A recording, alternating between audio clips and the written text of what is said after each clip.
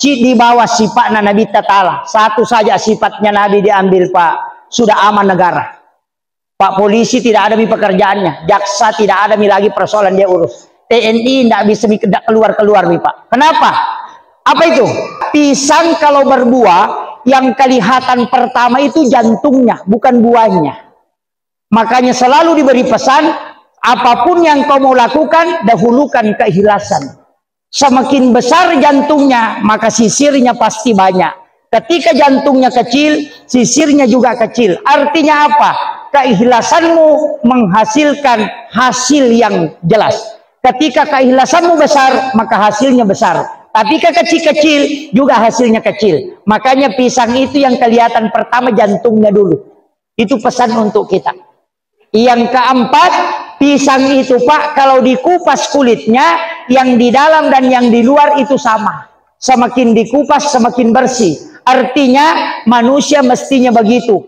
Jangan model penampilannya saja indah, tapi ucapannya dan hatinya, pikirannya harus sebersih batang pisang itu.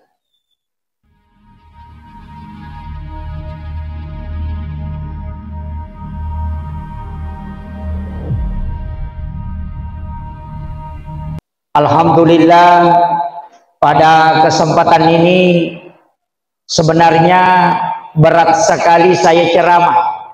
Kenapa? Karena ada dua orang yang susah diceramai Pak. Yang pertama orang lapar, yang kedua orang mengantuk. Tidak mau dengarkan ceramah lama-lama.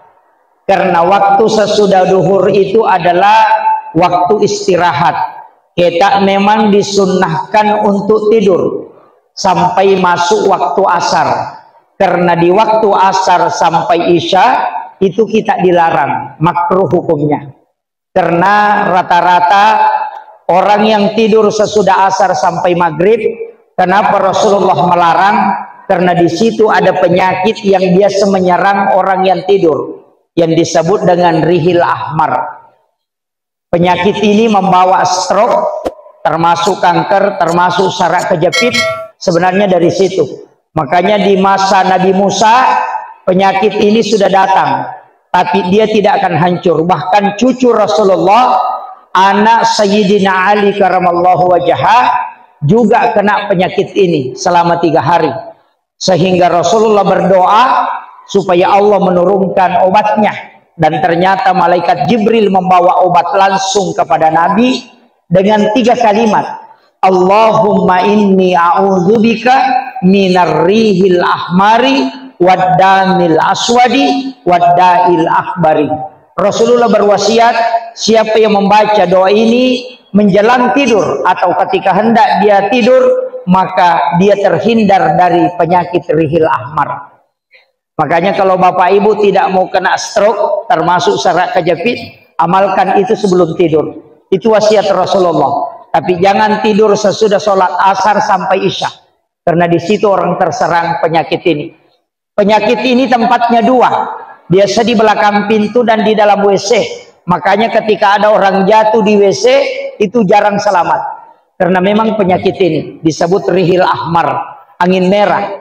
Setiap membuka pintu pertama, jangan terkena hembusan angin pertama ketika masuk angin. Makanya ulama kita dulu, orang tua dulu mengatakan, biarkan berhembus angin baru kau keluar dari pintu. Kenapa? Karena penyakit itu sering menimpa orang. Makanya doanya pendek. Allahumma inni a'udzubika minar rihil ahmari waddamil aswadi wadda'il akbari. Sudah dihafal Bu? Belum. Ini agak lambat ini.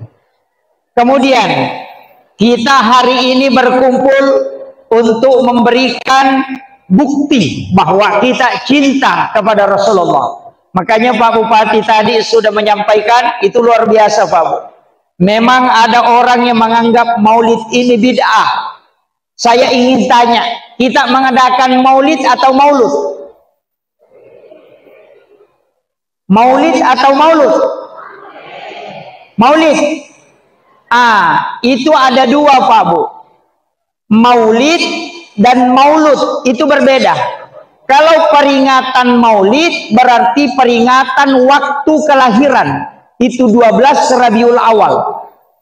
Kalau peringatan maulud berarti peringatan kepada adanya Rasulullah, bayinya, orangnya. Makanya orang Bugis itu tidak mengatakan maulid, tapi apa yang dia bilang? Mamaulu. Dia nak kata maulid. Kenapa? Karena maulud dia peringati orangnya, bukan waktu lahirnya. Di Afrika Selatan orang melaksanakan maulud itu 6 bulan sampai bulan Rajab. Kita maulid itu hanya 1 bulan, hanya di bulan Rabiul Awal karena memperingati bulan kelahirannya, waktu kelahirannya. Kalau mauludnya berarti orangnya langsung, itu berbeda. Dan ingat, Rasulullah itu ada 2. Yang pertama nurnya yang disebut Ahmad. Kemudian Rasulullah yang utuh dengan jasadnya disebut Muhammad. Makanya 2 namanya. Ketika disebut Ahmad berarti itu adalah nurnya. Ketika disebut Muhammad berarti dia adalah orangnya. Makanya ketika Rasulullah nurnya diciptakan, maka semua malaikat itu bersalawat kepada Rasulullah, termasuk malaikat Jibril dan seluruh nabi. Tapi kan nabi diciptakan belakangan. Nabi pertama Nabi Adam itu sudah bersalawat kepada Nabi. Sedangkan Rasulullah lahir, dia adalah Nabi terakhir. Maka dari situ istilah di alam hakikat Rasulullah adalah Rasul pertama. Tapi di alam lahiriah Rasulullah adalah Rasul terakhir. Makanya Rasulullah diciptakan sebelum Adam itu diciptakan. Dalilnya mana? Qad ja'akum minallahi nurun wa kitabun mubin. Telah datang dari Tuhanmu cahaya. Nurun, cahaya di situ yang dimaksud para ulama tafsir dalam tafsir Isyari adalah nurun Muhammad. Makanya Al-Quran, Zabur, Taurat, Injil itu belakangan. Yang pertama itu adalah nurun Muhammad. Makanya sholawat juga bentuknya 2. Ada berbentuk fi'il madi, ada berbentuk fi'il mudhari'.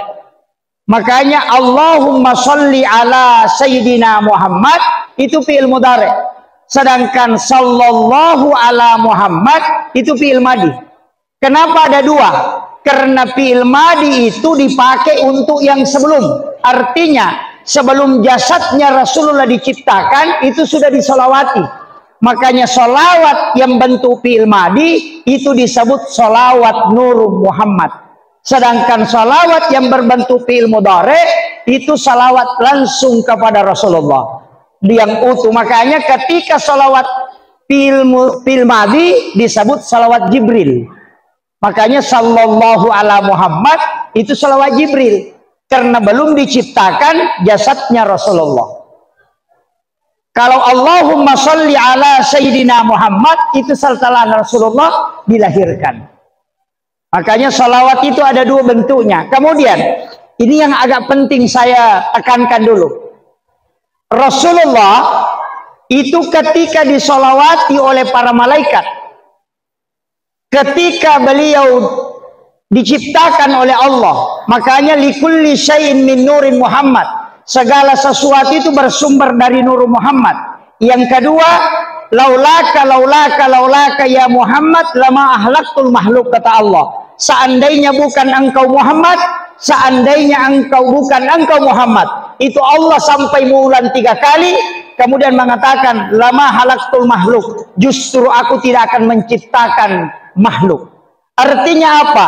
Dari Nur Muhammad segala sesuatu itu diciptakan.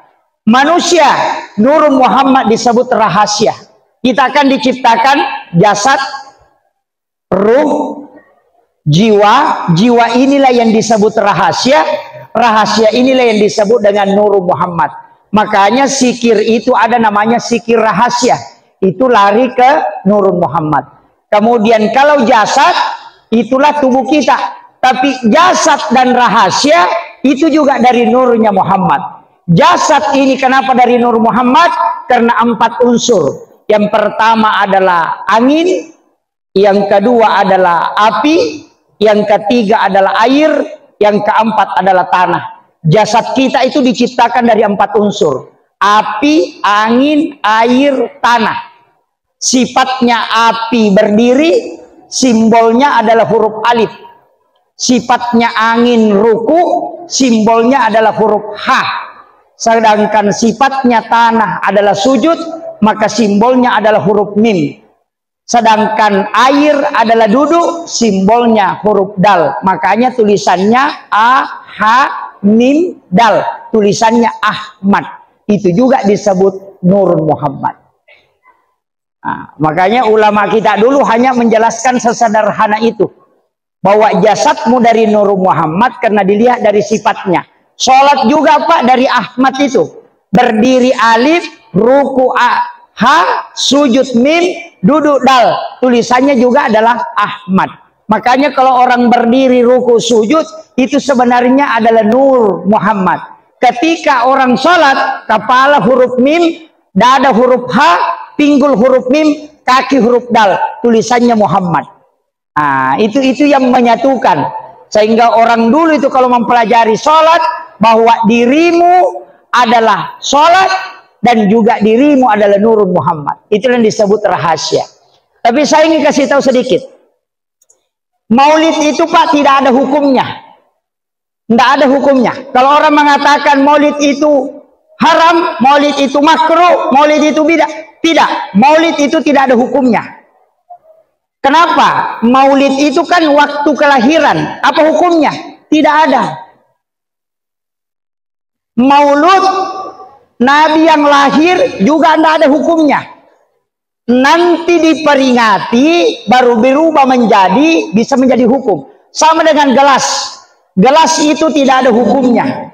Tapi ketika dipakai minum obat itu bisa jadi sunnah. Dipakai minum air sam-sam itu bisa menjadi sunnah karena fungsinya.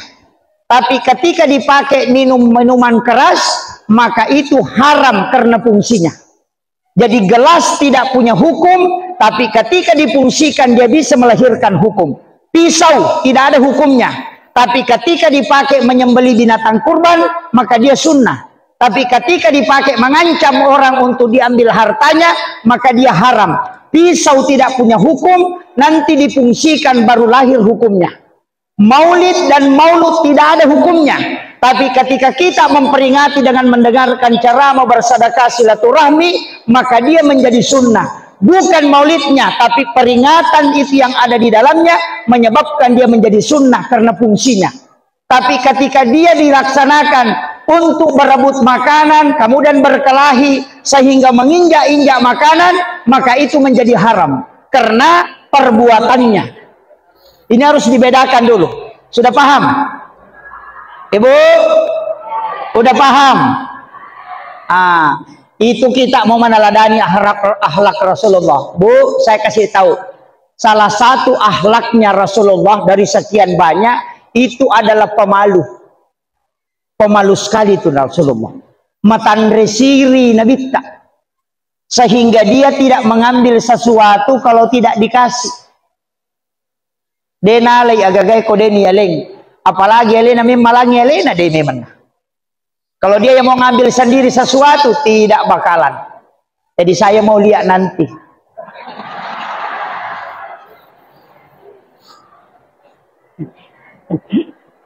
Ya, saya mau lihat nanti nih. Rasulullah itu nanti dikasih baru dia ambil. Kalau tidak dikasih dia tidak mau, apalagi dia pergi ambil, apalagi berebut, tidak pernah. Makanya ibu-ibu ini insya Allah meneladani Rasulullah. Tidak ambil telur kalau tidak dikasih.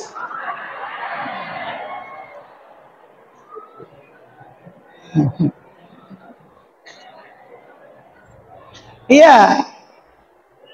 Tapi saya kasih tahu kenapa orang berebut telur.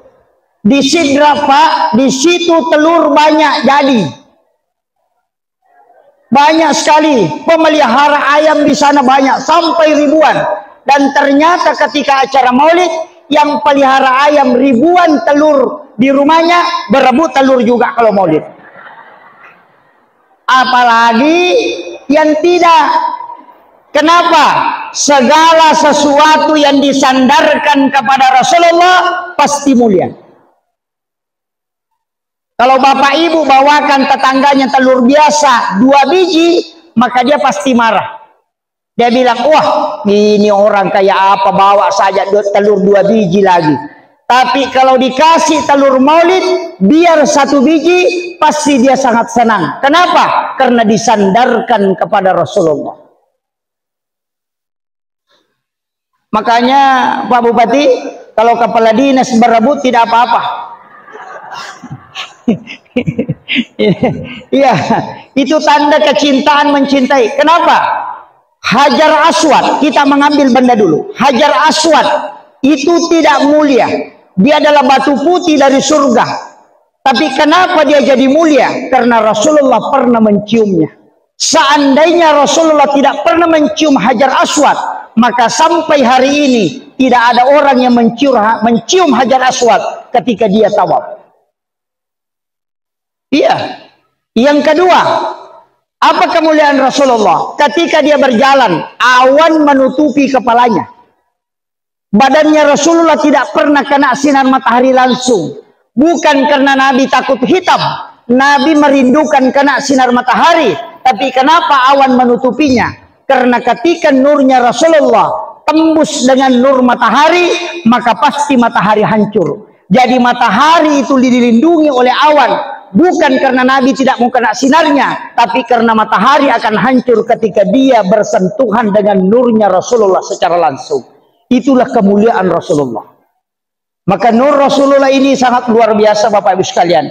Dari situlah ketika kita baca Barasanji, Maulidul Barasanji, pada saat Mahalul Qiyam, apa yang kita baca sholawatnya? Bukan Allahumma sholli, tapi kita baca Sallallahu ala Muhammad, karena itu adalah sholawat nurnya Rasulullah. Dan kita berdiri. Kenapa berdiri? Karena nur Rasulullah itu bisa berada di mana saja ketika dia disebut. Nah, ini penting karena banyak orang yang menyalahkan ini. Tidak paham. Makanya ulama-ulama kita dari dulu itu sudah menjelaskan sebenarnya. Cuma kadang ini mulai hilang. Karena dalam agama ini ada beberapa dimensi ilmu, Pak. Sama dengan di kabupaten. Ada kepala dinas pendidikan, ada budaya. Kan begitu. Ada olahraga.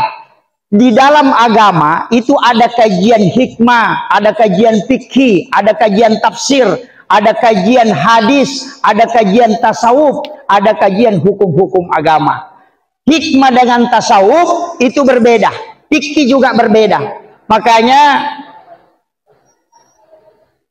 Bapak Ibu sekalian, saya ingin kasih tahu, ilmu yang sekarang mulai hilang adalah ilmu hikmah.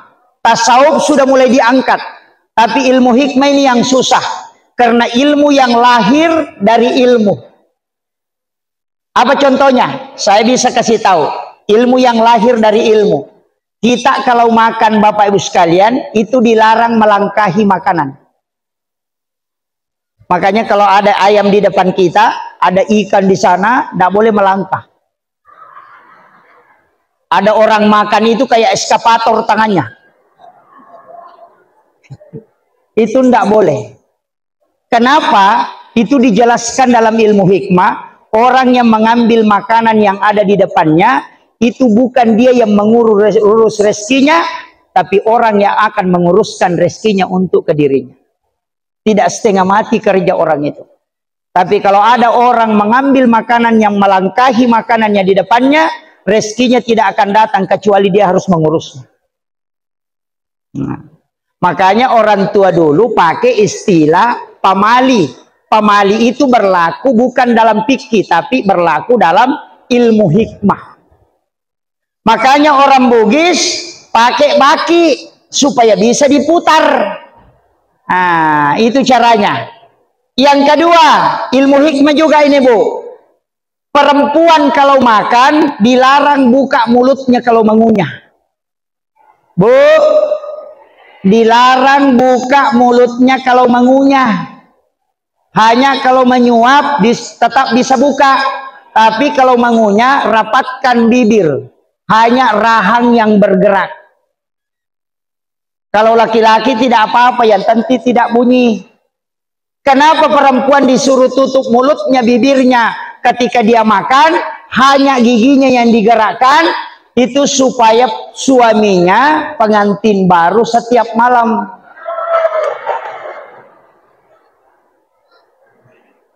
Sudah tahu, Bu? Belum?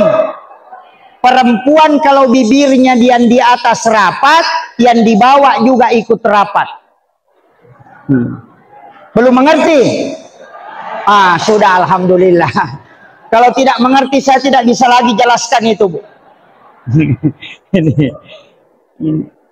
Itu ilmu hikmah. Makanya orang tua dulu kalau ilmu hikmah dia pakai istilah pamali. Kenapa? Tidak berdosa orang yang melakukan, tapi akan mempengaruhi kehidupan dunianya. Makanya dilarang menyapu kalau malam hari. Kenapa? Karena itu malaikat rahmat bisa keluar dari rumah. Itu larangan semua. Itu masuk ilmu hikmah. Kalau ilmu hukum larangannya haram atau makruh. Jadi makruh itu kebalikan sunnah. Kalau sunnah berarti perintah Nabi. Kalau tidak dilakukan itu berarti makruh. Jangan bid'ah. Sekarang banyak orang kalau bukan sunnah bid'ah. Jadi masalah, banyak orang masuk neraka. Karena kalau bid'ah pasti ujungnya neraka. Kalau makruh tidak berdosa. Makanya mau tidur tidak berwudu makruh, karena sunnahnya berwudu dulu.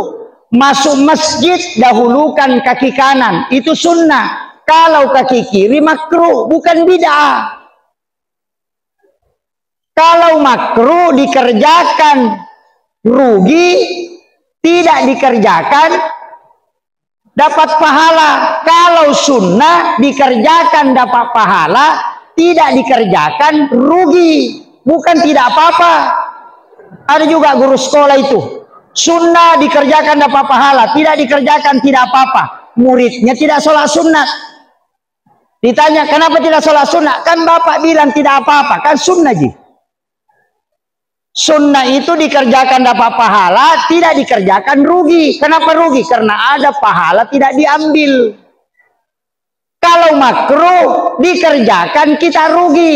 Kalau tidak dikerjakan tidak berdosa. Kan begitu. Makanya bapak ibu kalau mandi, mau mandi tidak berwudu, makruh itu. Karena sunnahnya berwudu dulu baru mandi. Sama kalau hari Jumat. Kita kadang potong kuku baru pergi mandi. Itu terbalik. Mandi dulu baru wudu sempurna baru potong kuku. Karena siapa yang memotong kukunya dalam keadaan ada wudunya, maka kukunya tidak pernah berhenti berzikir hingga dia hancur.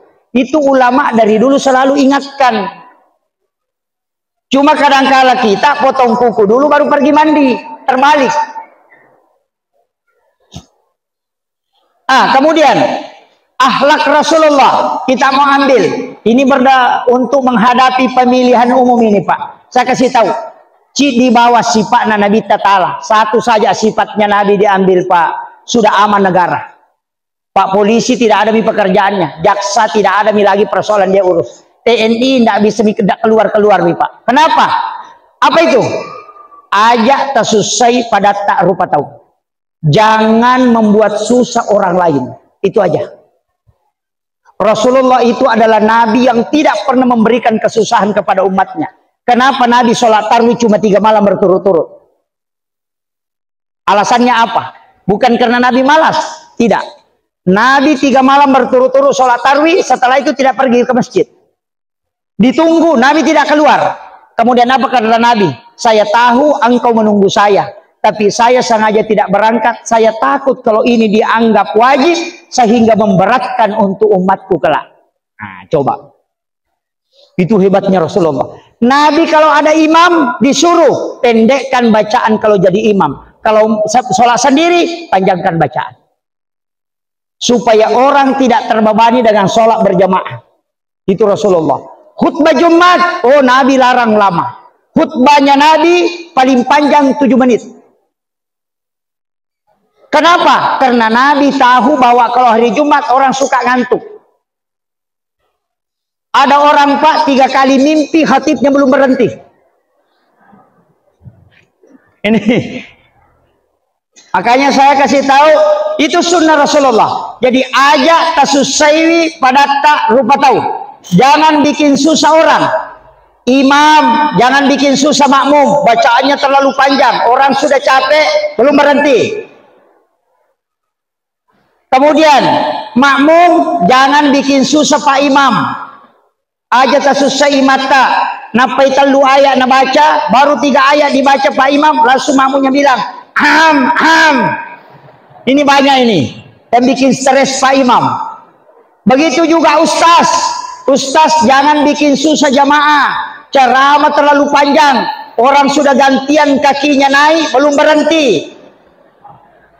Jamaah juga jangan bikin susah Ustaz, ceramah setengah mati di depan, cerita juga di belakang. Iya, suami jangan bikin susah istri. Selalu disuruh bolak-balik kerja, bolak-balik, semua pekerjaan dia yang kerja, baru tidak dikasih uang belanja. Bu, kasih tahu suami tak, Pak, jangan bikin susah saya. Uang belanja tolong dikasih lah sama saya. Jangan suami semua yang pegang. Ada suami itu Bu, semua uang belanja dia yang pegang. Istrinya mau sedekah tidak dikasih. Kalau ada suami begitu Bu, bacakan surah Yasin.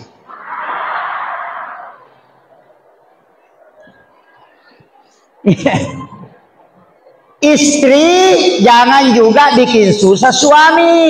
Suami sudah kobi-kobi begini tidak diperhatikan. Bu, tidak kikir jika kita kasih suami tak. Tidak je. Deto sama sekek malengi laki tak. Bu, saya kasih tahu, laki-laki kalau syahwatnya naik, otaknya error. Betul. Makanya kalau dia minta itu nah tidak dikasih, biasa ditanya, mau ke kantor Pak? Kantor. Nah, itu masalah itu.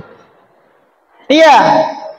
Laki-laki itu kalau syahwatnya naik, otaknya error memang. Makanya kasih cepat supaya normal. Iya, tapi bapak-bapak saya kasih tahu, sayangi istri baik-baik, sempurnakan kasih sayang kepada istri, jadikan istrimu sebagai ratu. Kenapa? Karena siapa yang menyayangi istrinya sepenuh hati dengan ikhlas, maka lihat pasti hidupnya berkah. Itu kuncinya. Jangan coba-coba selingkuh.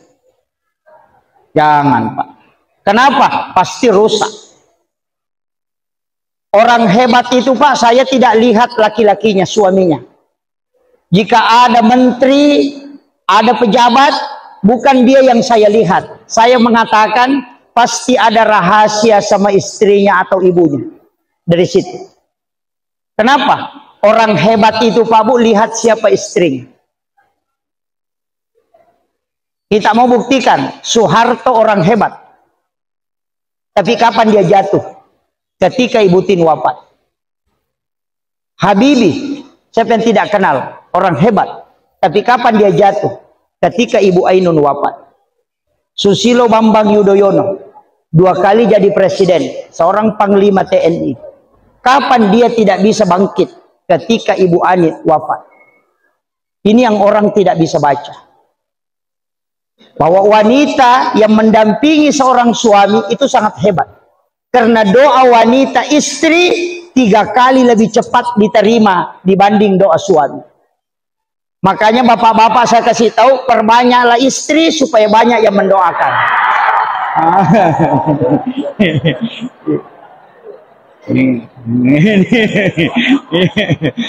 Ibu-ibu langsung protes.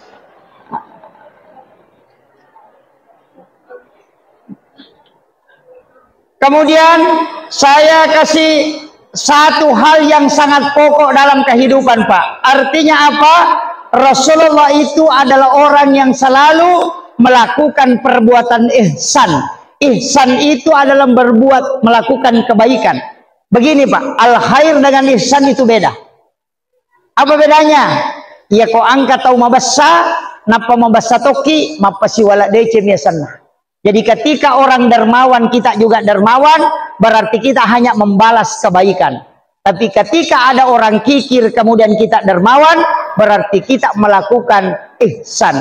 Maki buaki dece ngasanna. Rasulullah memerintahkan kita melakukan kebaikan, ketika orang kikir kita dermawan. Wala idece tau mapeja elokoriko. Itu pesannya Rasulullah. Jangan kata maseke abad sakit. Coba dia kong kata maseke maka dami to siya keperangan. Kalau ada orang kikir kada ganti-gantian jika kaki ke depan. Ini juga jadi masalah, Pak. Tapi dalam bab tasawuf, saya ngaji tasawuf itu tidak ada bab kikir. Yang ada di tasawuf itu bab tamak. Tidak ada bab kikir. Saya pernah tanya ke ulama tasawuf, kenapa bab kikir tidak ada? Jawabannya gampang. Rezeki itu sudah dicukupkan dan dilebihkan. Tidak ada orang kurang rezekinya. Sehingga bab kikir itu tidak ada. Yang ada adalah bab tamak. Jadi dia juga sitongan atau maseke, atau magala mimilau mega. Ya kong katau maka nama maseke yanu, alena itu magala milau. Aja negara tilau tanda dia nama maseke. Kan begitu. Padahal orang bilang itu si anu kikir. Dia tidak kikir, cuma kamu yang sering minta. Makanya kau bilang kikir. Coba ndak usah minta. Nah, ini penting, Pak. Makanya kita disuruh di Luwu ini, Pak. Saya yakin tidak ada orang miskin. Deka tau kasih syukulu, tau peri ni maega. Kalau orang miskin itu, Pak, mau makan, nah tidak ada. Kau tahu peri, angka motoro na memang oto. Jadi ada hartanya tapi selalu mengeluh. Inilah yang selalu bikin surat keterangan kurang mampu. Penuh kantor desa, Pak. Itu orang begitu itu. Ada hartanya, tapi suka memang minta-minta. Jadi setiap ada bantuan pasti datang bikin keterangan surat mampu, pakai emas untuk jemput bantuan. Itu tapi tidak ada jadi lu kayaknya nih. Tidak ada Bu.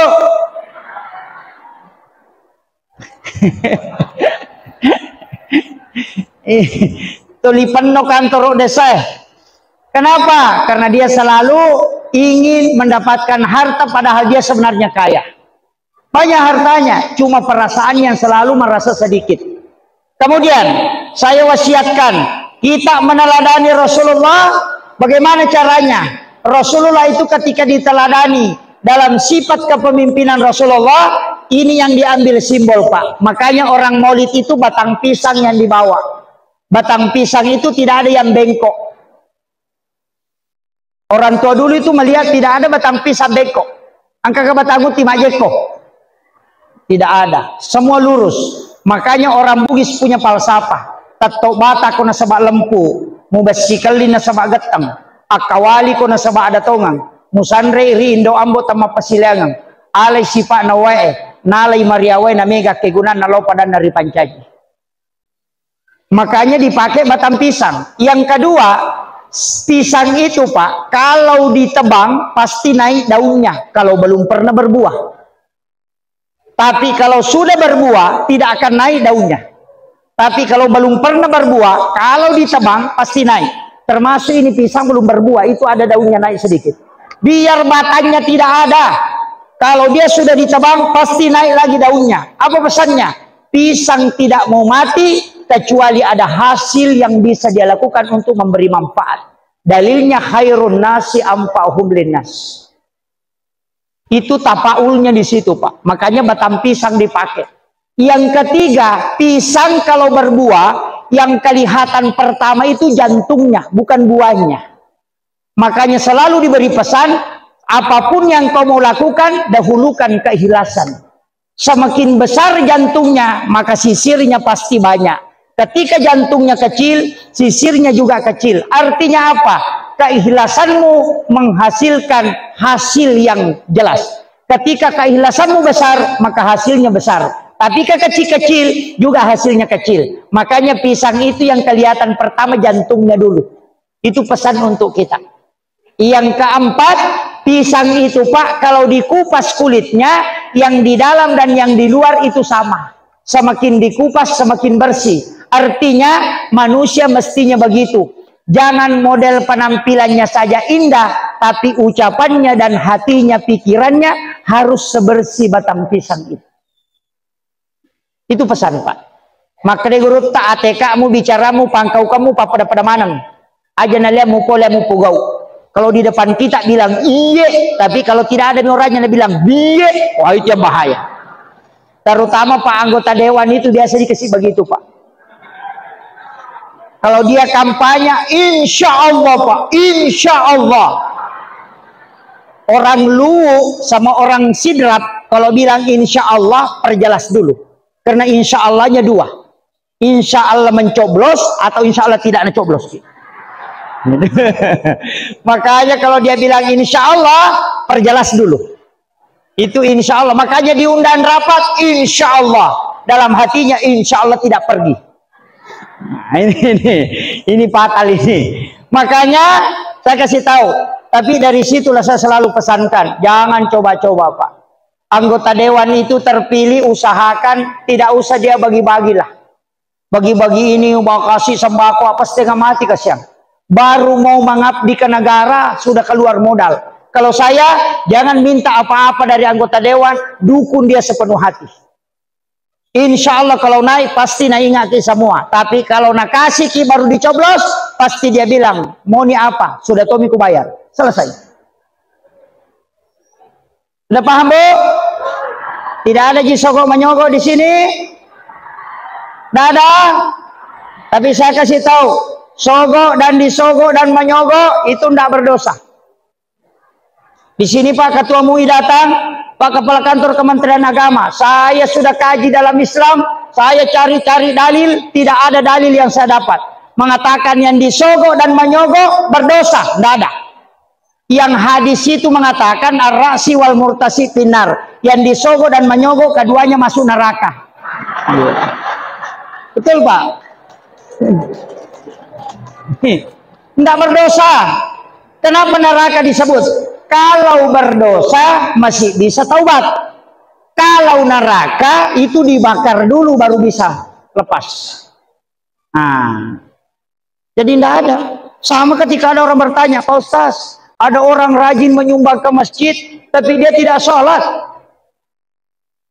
Rajin menyumbang di masjid, tidak pernah sholat berjamaah. Saya bilang pasti orang itu ada istananya di dalam surga. Dia bilang tidak sholat, biar tidak sholat, tetap dibangunkan istana di dalam surga. Karena Rasulullah yang bilang, "Man bana masjidan fid dunya lillahi ta'ala, banallahu lahu baitan fil jannah." Siapa yang bangun masjid di rumah Allah di dunia karena Allah, maka dibangunkan istana di dalam surga. Jadi kalau ada orang rajin menyumbang ke masjid tapi tidak sholat, tetap ada rumahnya di surga, cuma tidak masuk.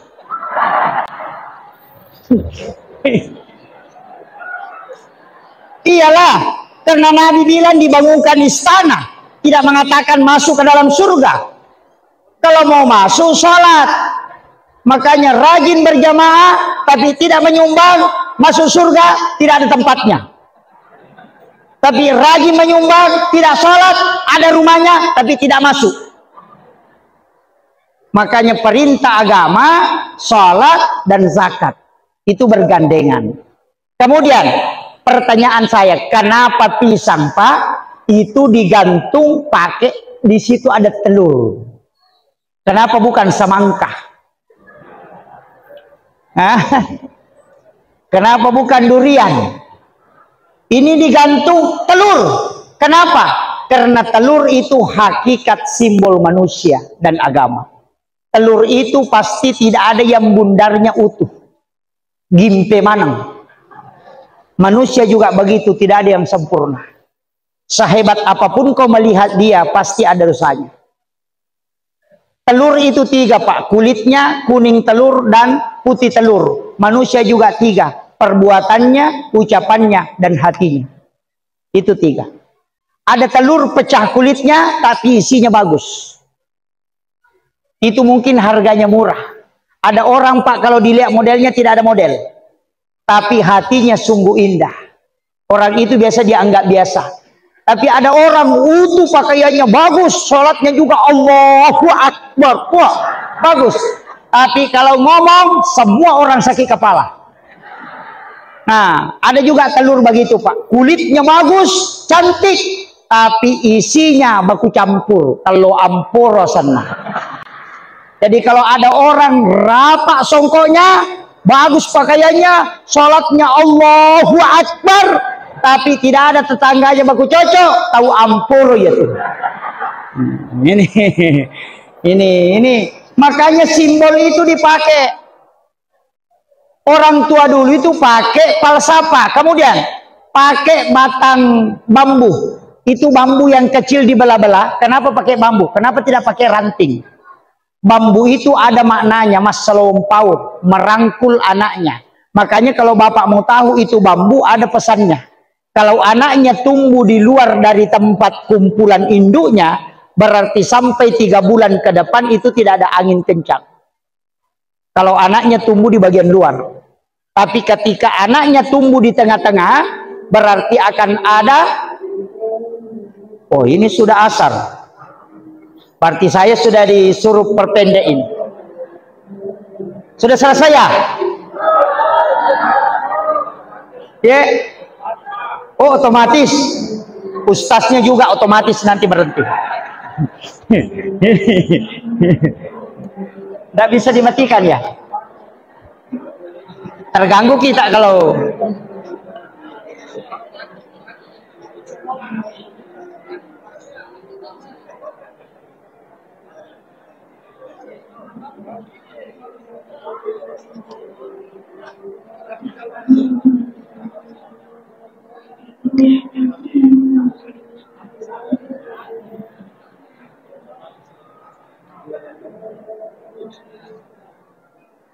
satu. Ya sudah mati. Nanti kalau menyala lagi saya berhenti. Kemudian kenapa kita bawa songkolo? Songkolo itu istilahnya suku, siama itu uhuwah. Maka songkolo itu tidak mau memisah, selalu baku ikat. Kita itu mestinya begitu, Pak. Jangan gara-gara politik kita bercerai-berai. Gara-gara politik kita baku bombe. Oh banyak sekali Pak sekarang. Makanya saya kasih tahu, jangan kita baku bombe gara-gara partai politik, gara-gara anggota dewan. Silahkan pilih yang kita mau pilih, bupati yang kita sukai pilih, tapi jangan sekali-kali selalu mencaci orang. Jangan. Lakukan sholat sunnah istihara, lakukan istihara, minta petunjuk yang terbaik, kemudian doakan para pemimpin kita. Bupati kita luar biasa mengadakan maulid. Masih jarang bupati itu biasa datang Pak kalau maulid. Ini beliau yang mensponsori maulid ini itu luar biasa. Masyarakat kita doakan Pak Bupati. Semua mestinya berdoa Pak. Saya itu selalu mengatakan jangan caci orang, kau doakan. Kalau doamu mustajabah, Allah akan memberi hidayah. Itu kuncinya. Jangan selalu dicaci ini si anu, ini si anu. Tapi bagusnya Pak kalau bupati selalu dicaci, itu pahalanya besar.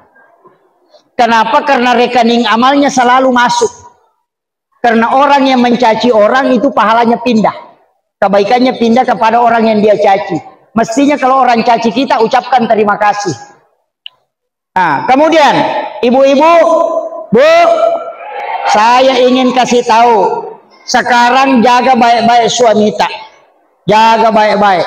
Karena ternyata sekarang sudah banyak pencuri suami. Betul Pak? Kenapa banyak pencuri suami? Karena perbandingan perempuan dengan laki-laki itu sudah melebihi 1:5 Pak. Ada yang mengatakan 1:7. Jadi kalau ada laki-laki sudah menikah 1, berarti ada 6 gadis tidak dapat bagian. Tapi gadis itu tidak bahaya. Yang bahaya itu janda.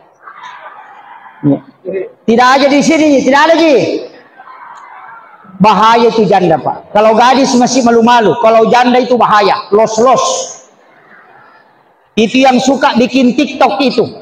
Masuk ke kamar secara langsung pakai baju lengan pendek, celana pendek, baru goyah. Aku pengen dimanja. Oh itu yang bahaya.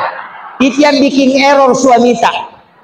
Makanya jaga baik-baik suami tak Bu. Jaga baik-baik dia. Iya. Saya kasih tahu. Makanya ibu-ibu jangan juga bikin status di Facebook. Sering bikin status. Sedikit-sedikit bertengkar sama suami, langsung bikin status besar-besar. Aku menyesal. Pengkhianat. Baru bikin gambar lope-lope pecah. Langsung ada duda yang komentar, sabar saya. Itu masalah. Tidak aja di sini. Tidak ada Bu. Tuh, jangan bikin status. Facebook tidak pernah menyelesaikan masalah. Mau buktikan? Kalau mau buktikan, nanti kalau pulang ke rumah Bu, langsung bikin status. Saya punya utang 300.000. Ada gak yang bisa bantu? Pasti tidak ada yang bilang kirim nomor rekening. Apa yang dia bilang? Up. Itu saja. Tidak mau membantu, bilang saja up. Oh, sampai 100 up, padahal kita butuhkan bantuan, bukan up. Facebook tidak ada solusinya. Sudah tahu Bu? Makanya ibu-ibu perceraian banyak terjadi juga gara-gara Facebook. Nah, semua urusannya orang. Si anu sakit perut di Jakarta, ada si anu sakit giginya di Kalimantan, itu si anu sakit lututnya di Makassar, itu si anu sakit perutnya di Surabaya. Padahal suaminya mencret, dia tidak tahu. Gara-gara secara langsung. Banyak orang tidak memperhatikan suaminya. Bu, kalau mau suaminya selalu sayang, lakukan 4 hal. Yang pertama, ketika dia mau jalan, antar ke depan pintu, salaman, cium keningnya, baru usap lengan kanannya, kasih tahu, hati-hati ki sayang, hati-hati ki sayang, kutunggu ki kembali. Tidak melihat gadis itu kalau dia jalan. Tapak komoro lah kita.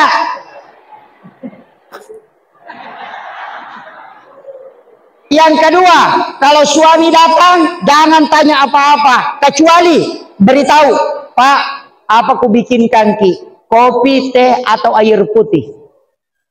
Kalau dia bilang air putih saja sayang, kasih air putih. Sesudah dikasih, tatap matanya, baca salawat, cium keningnya, baru kasih tahu, istirahat maki dulu sayang, ku bikinkan ki makanan. Pasti tenang hatinya. Iya. Tapak komoro lah kita.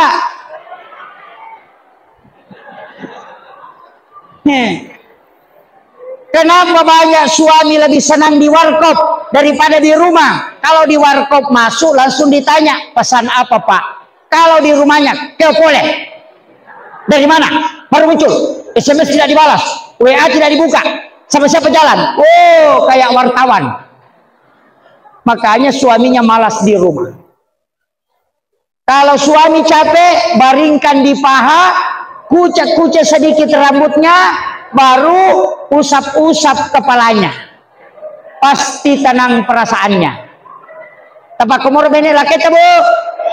Oh, makanya memang ya petolapa. Ini. Tapi saya kasih solusi Bu, yang paling bagus kalau mau aman suami, itu terjaga. Setiap subuh Jumat pertama setiap bulan Islam, nanti ini Rabiul Akhir, subuh Jumat pertama, bikinkan air panas suami di subuh hari, aduk mengikuti arah tawaf, baca inna ansalnahu, ini dari Aisyah, baca inna ansalnahu. Ketika sudah diaduk, letakkan pengaduk di tengah-tengah, jangan diangkat, nanti airnya berhenti berputar dan tenang, baru kita baca surah Al-Kautsar, pengaduk itu diangkat, baru dikasih suami kita suruh minum. Setelah dia minum, sisakan, usahakan ada sisanya kita minum sedikit sambil membaca surah Al-Kautsar. Tidak ada istri yang diceraikan oleh suaminya yang mengamalkan itu. Makanya Aisyah itu sering merengek minta sisanya Nabi, bahkan dia yang pegang gelasnya. Makanya sudah tahu Bu? Belum? Saya ulang, inna ansalnahu dibaca, diaduk mengikuti arah tawaf, berlawanan arah jarum jam. Nanti airnya berhenti berputar, letakkan sendok itu di tengah-tengah, baca surah Al-Kautsar. Setelah itu kasih suami dia minum, sisanya kita minum sedikit. Maka siapa yang melakukan itu, suaminya tidak bisa menceraikan istrinya. Itu kuncinya. Sudah hafal Bu? Saya kasih tahu bapak-bapak, makanya kalau mau selamat, habiskan kopinya di subuh Jumat. Insya Allah selamat. Iya. Saya kasih ilmunya. Itu. Kemudian yang terakhir, saya wasiatkan, apalagi sekarang kemarau, banyak orang yang agak berat karena mungkin gagal panen, ada yang kemudian membutuhkan air. Sebenarnya kita harus setiap di sujud-sujud terakhir dalam sholat kita memohon kepada Allah. Apapun kata ilmuwan, kalau Allah yang mengatur pasti akan berubah. Maka kita memohon kepada Allah di sujud-sujud terakhir dalam sholat, kita minta supaya Allah menurunkan hujan, menurunkan keberkahan. Tapi ada juga orang Pak minta supaya tidak hujan. Iya, ada memang yang berdoa Pak supaya tidak turun hujan. Kenapa? Karena dia tanam semangka. Tukang kebun semangka itu kalau hujan rusak semangkanya. Makanya dia berdoa, jangan turun hujan dulu ya Allah, semangka rusak ini. Kita berdoa, ya Allah turunkan hujan. Makanya doa berkelahi di langit. Makanya saya kasih tahu Bapak Ibu, ini penutupnya. Kalau hak berdoa itu hari Kamis baru dilapor. Makanya orang puasa hari Kamis karena doanya dilapor kepada Allah itu hari Kamis. Hari Senin kita berpuasa karena itu hari kelahiran Nabi. Padahal mestinya juga kita puasa di hari kelahiran Pak. Kalau lahir hari Rabu, puasa di hari Rabu. Karena Nabi ditanya, kenapa puasa hari Senin? Karena saya lahir hari Senin. Makanya puasa di hari kelahiran tak, itu sunnah. Dan Kiai Hamid Pasuruan mengatakan siapa yang berpuasa pada hari kelahirannya, maka pasti tidak ada penyakit yang bisa merusak tubuhnya. Makanya rata-rata sahabat itu sehat dan kuat fisiknya. Itu karena puasa di hari kelahiran. Rasulullah puasa di hari kelahiran. Cuma kebetulan Nabi dilahirkan hari Senin, maka dia puasa hari Senin. Kalau kita hari Rabu, puasa hari Rabu. Tetapi tetap puasa hari Senin. Sebagai puasa sunnah kelahiran Nabi. Hari Kamis dilapor. Makanya kalau berdoa, lebih cepat kalau pakai sholat. Jangan pakai doa langsung. Pakai sholat. Karena sholat tidak melalui perantara malaikat. Makanya Bapak Ibu kalau berdoa hari Senin, hari Selasa, hari Rabu, hari Kamis baru dilapor. Banyak orang itu berdoa beda-beda. Hari Senin minta sepeda, Selasa minta motor, hari Rabu minta mobil. Malaikat stres. Nah bilang, saya belum lapor, sudah 3 minta. Makanya istiqomah dalam doa. Jangan merubah doa selama 40 hari, maka insya Allah akan dijabah. Dari situlah kalau ada anak kita bilang, belikan sepeda, belikan sepeda. 1 minggu saja selalu bilang, belikan kak sepeda mama, belikan kak sepeda bapak. Pasti kita belikan sepeda. Tapi kalau dia minta hari ini sepeda, besok motor-motor, besoknya lagi sepeda, besoknya lagi baju, pasti kita belikan es krim supaya dia diam. Begitu juga orang yang bermunajat kepada Allah. Tapi Rabbana atina fid dunya hasanah, singgah, baru isi doa, baru wafil akhirati hasanah, baru isi kembali, wakina azabannar, baru isi. Karena doa ini itu adalah cek kosong, belum ada isinya. Makanya disebut sapu jagat. Makanya Rabbana atina fid dunya hasanah, singgah DC ngagana lino tacinai, minta di situ. Itu banyak orang tidak tahu Pak. Itu saya ambil ilmunya dari guru Kiai Abdurrahman Amodale almarhum al-maghfurlah. Itu wasiat beliau. Makanya kalau doa pakai itu, Rabbana atina fid dunya hasanah, singgah, minta maki di situ. Kalau anak minta, kalau mobil minta. Wafil akhirati hasanah, itu yang diminta tadi, minta menjadi kebaikan di akhirat. Wakina sabanar, minta supaya tidak disentuh api neraka, apa yang kita minta. Makanya disebut sapu jagat. Seluruh isinya dunia bisa dikasih masuk. Akhirul kalam, wallahul muwaffiq ila aqwamit thoriq. Assalamualaikum warahmatullahi wabarakatuh.